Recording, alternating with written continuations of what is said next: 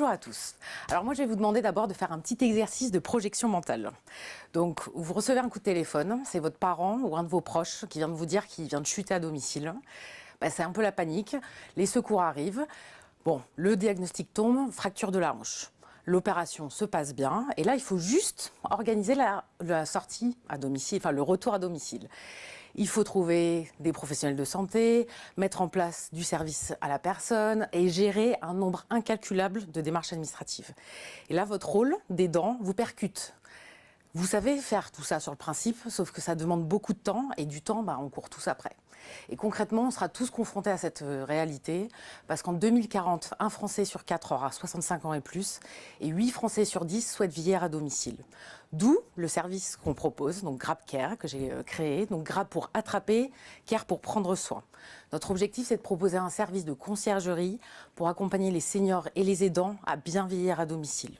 Donc ce qu'on va faire, c'est qu'on va faire un bilan d'autonomie où on va aller évaluer en fait différents domaines, donc 6 domaines en particulier, le logement, le lien social, la prévention, les démarches administratives, le bien-être et bien sûr la perte d'autonomie.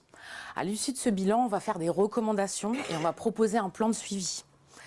Donc, mais vous allez me dire, d'où vient cette idée ? Donc moi, je m'appelle Manuelle Pellissier, je suis infirmière de formation avec un parcours un peu original et très vraiment orienté à l'international. Et c'est d'ailleurs en Australie, en fait, où j'ai expérimenté le concept de notre projet, qui est le care management. Donc à l'époque, on évaluait, en fait, j'évaluais moi-même les besoins de personnes hospitalisées pour faciliter le retour à domicile. Et ça a vraiment révolutionné, en fait, ma vision sur les prises en charge. D'où l'idée de proposer vraiment un service d'accompagnement sur mesure et individualisé pour justement faciliter soit le retour à domicile ou le maintien à domicile. Ça permet de soulager les aidants et de respecter le choix de nos aînés de rester à domicile. Pour s'organiser, on développe en fait une plateforme numérique. Justement, notre credo, c'est les technologies numériques au service de l'humain et pas l'inverse. Donc, on travaille sur cette plateforme qui va nous optimiser justement le bilan en regard des recommandations et nos professionnels référencés sur la plateforme pour qu'on optimise ces prises en charge.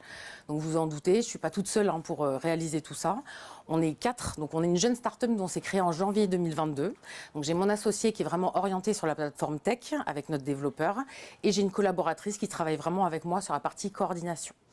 Aujourd'hui, on a une quinzaine à peu près d'accompagnements à notre actif depuis notre lancement. Et en fait, notre modèle économique repose aujourd'hui sur une approche B2C avec donc soit une prise en charge ponctuelle, avec une prestation sur un devis personnalisé ou un abonnement mensuel. On est en train justement d'explorer la piste très clairement du B2B, parce que justement pour se développer, notamment avec des cliniques privées, pour justement leur proposer ce service pour optimiser justement le retour à domicile.